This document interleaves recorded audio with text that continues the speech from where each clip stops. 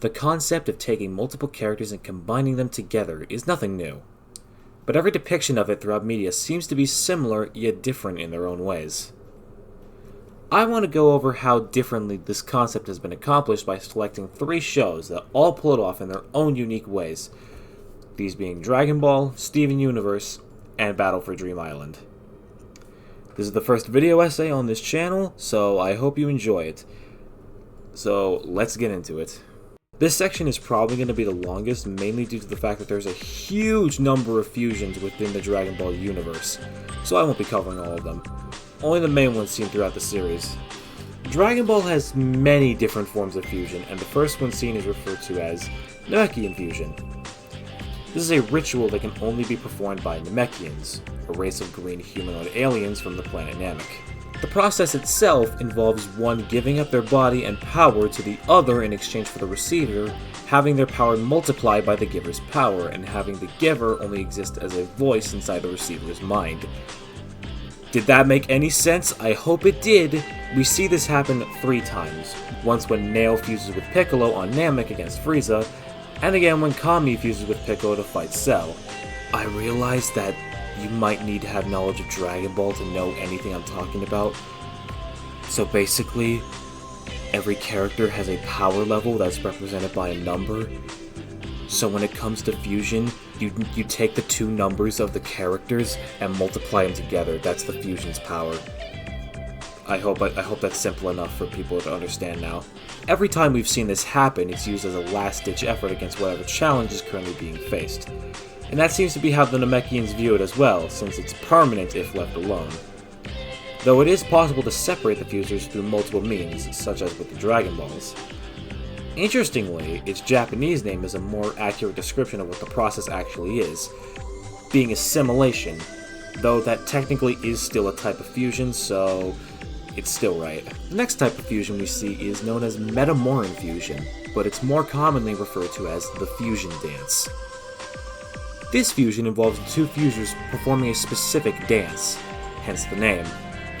The fusers have to be of the same power level for it to work, and if any part of the dance is messed up, then it will either straight up not work, or fail, creating a weaker fusion.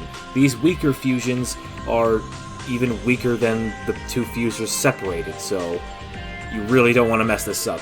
You have to be precise about it. When successful, the 2 fusers combine into one and create a new person with a power level that's the 2 fusers multiplied. Again, I just explained that. The main 2 times we've seen this is with Gotenks in the Buu Saga, a fusion of Goten and Trunks, as well as Gogeta in the Fusion Reborn and Broly movies, and another appearance in Dragon Ball GT. Fusion itself has a max time limit of 30 minutes. However, the more power that is used, the less time the fusion has, and the fusers are left exhausted afterwards. As stated before, Gotenks is a fusion of Goten and Trunks, and Gogeta is Goku and Vegeta. How it's used in the series seems to be more so of a finisher of any opponent that they come across. If someone needs to be dealt with immediately, like with Buu or Janemba, this is what they'll go for. Gogeta himself has been stated to be one of the most powerful fusions in the series, actually rivaling Lord Beerus in terms of power. Not to mention how many different forms this guy has. Super Saiyan, Super Saiyan 2, Super Saiyan 3, 4, God, Blue, potentially even some weird mix of Ultra Instinct and Ultra Ego. The last Dragon Ball fusion on our list comes in the form of Potara fusion. It's the most simple out of all of them. 2 people put matching earrings on opposite ears and are pulled together and fused, multiplying their power levels in the same way that Metamoran fusion does. This fusion only has a time limit of about 15 minutes. That is, if the fusers aren't Kais. If the fusers are Kais, a species of humanoid creatures from a place known as the World of the Kais, then the fusion becomes permanent. This is the only exception to this weird rule, and I don't really understand why it's a thing. I don't know what makes it a distinction. Like why? How do the earrings know? Anyway, if the earrings are removed or destroyed, then the fusion is undone immediately. And we have the most examples of Potara fusion throughout the main series. First one being Vegito, another fusion of Goku and Vegeta. Though Vegito seems more like Vegeta than Gogeta does. whereas Gogeta seems to take on more of Goku's personality. The next one we see is Kibito Kai. Kibito Kai is a fusion of Kibito and Shin, two of the Kais that we see, making this one permanent, until they were unfused with the Dragon Balls. Fused Zamasu is a fusion of Goku Black and Zamasu. This one's gonna be a bit weird to explain, I'll get to in a second. And lastly, Kefla, a fusion of Caulifla and Kale, two Saiyans from Universe 6. Kibito Kai was the first that we actually see, and is the one who actually demonstrated how the Potara earrings work to Goku. Vegeta was formed to face off against Buu after Gohan was absorbed by him. And Vegito just started fucking kicking his ass pretty badly. He then later reappeared to fight Zamasu, though that one didn't go as well. We did get to see Vegito Blue though, and that looks cool. Zamasu himself tried Potara fusion with Goku Black, creating fused Zamasu. However, another rule of the Potara earrings is that a fusion between a mortal and an immortal causes the corruption of one's body, causing fused Zamasu's body, at least half of it, to start melting into this purple goo. And lastly, Caulifla and Kale use Potara fusion to essentially cheat and become stronger in the Tournament of Power. But even with fusion, they still couldn't beat Goku. So that just speaks more to how powerful Goku actually is, honestly. Potara seems to be the fusion that we know the most about in Dragon Ball. Like I said before, it can corrupt the bodies of the fusers, depending on circumstances. It can't go below the form that the fusers fused in. So for example, Caulifla and Kale tried Potara fusion as Super Saiyans, and they couldn't go into any form below Super Saiyan because of it. I don't know if this applies to Metamoran fusion as well. I don't think it does, but I could be wrong. Potara is certainly the most versatile of all the fusions, granting immense power, but also usually as the last resort option. And it's even stated that Potara is a technique that is reserved for the godly beings of the Dragon Ball world. It's why all the Kais wear 2 earrings on both ears. Apparently wearing 2 earrings on your ears negates any potential fusion. You would have to take one off first. What I think is really cool is that both Potara and Metamoran fusion have the voices of the fusers talk at the same time overlaid on top of each other. I'll play a clip here. No one can ever defeat me! Not bad at all! It's useless! I'll avenge you! Nice! Here you go! No! How could I have lost? It's literally both of them talking at once in sync. You can't really get more perfectly in sync than that. And I feel like I need to point this out, because this is actually an uncommon thing for fusions in other forms of media, surprisingly, despite it making the most sense. As in a lot of cases, they'll just get a completely new person that voices the fusion. My thoughts on it are that it feels like a special occasion when we get to see a fusion, as these don't happen that often, so every time it does show up, it feels like a nice surprise, something that we weren't expecting to see. And when it finally does happen and we get to see the fusion, the payoff feels great. They don't overuse these and play them up to be this huge moment that's meant to be happening. Like, this is finally gonna be the moment where the heroes are gonna win because of this one last thing that they have to resort to. And it fills you with excitement, like the rest of Dragon Ball does. So, I like it. I like how fusion is done in this show a lot. Now, unlike the other shows being covered today, none of the fusions in this section are actually canon to the main show itself. Kind of. It gets kind of weird. Well, I'll explain it when it comes up. If you don't know, Battle for Dream Island is a still ongoing competition show where living objects compete for a prize through challenges and get voted off by viewers. I only have to explain this one because it's by far the least popular show in this video, so... but in the show there is a species of aliens called Algebralians. They are the living embodiment of the number that they are, and function exactly like how actual numbers do. The only time that we see something similar to fusion happen in the main show is in Season 4, Episode 6, 4 Goes Too Far, where the contestants form a plan to multiply 4 with Donut because he looks like a 0, and it works. 4 becomes infused within Donut. This process is kind of like Namekian fusion, except 4 isn't talking in Donut's mind, but Donut does still gain at least some of 4's power, and actually does host the show for a little bit. But a few episodes later, 4 gets extracted from Donut, and is reformed back into his regular self.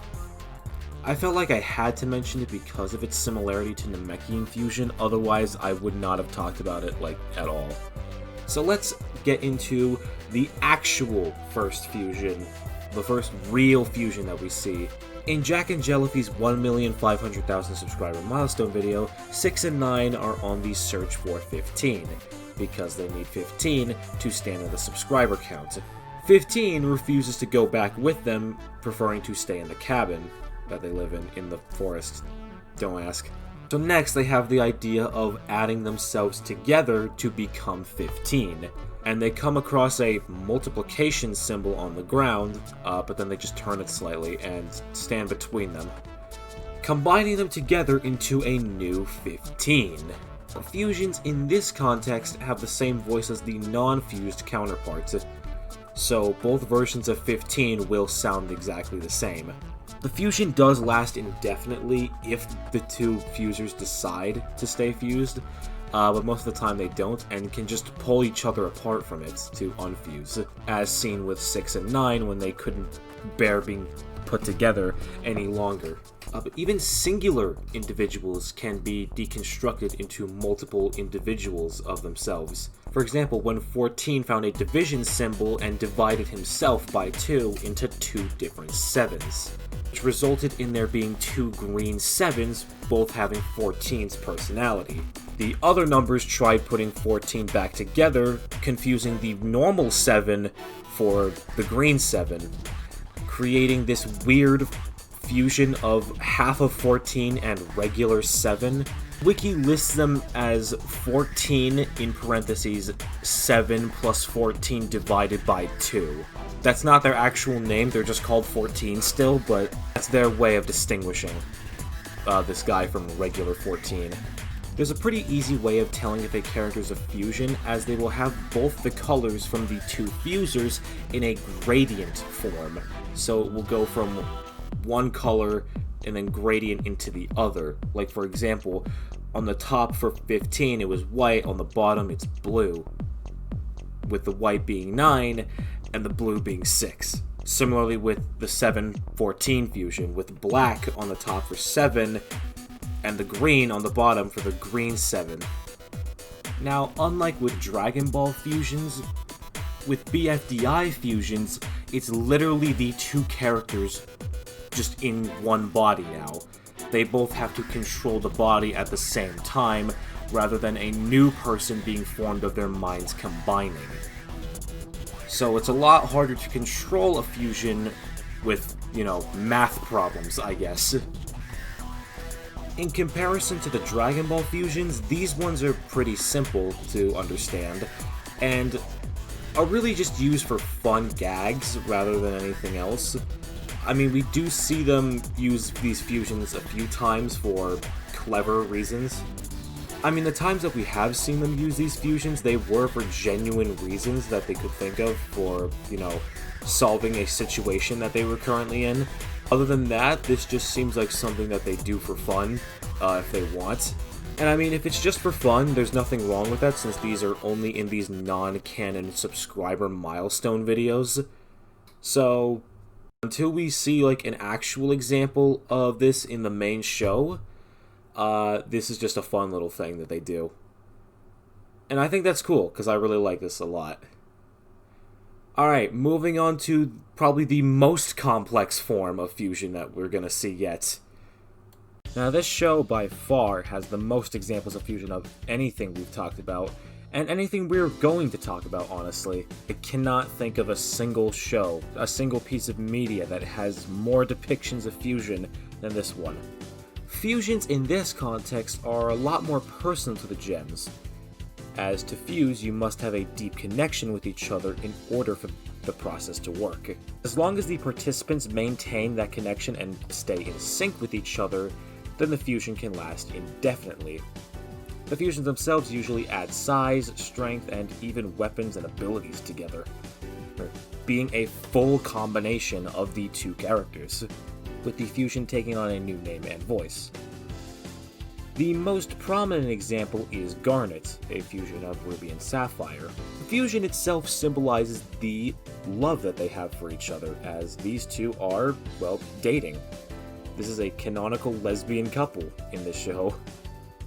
There was a whole episode about them being married, and Garnet is representing that marriage. So strong to the point where Garnet is just how they normally live. They don't want to be apart from each other.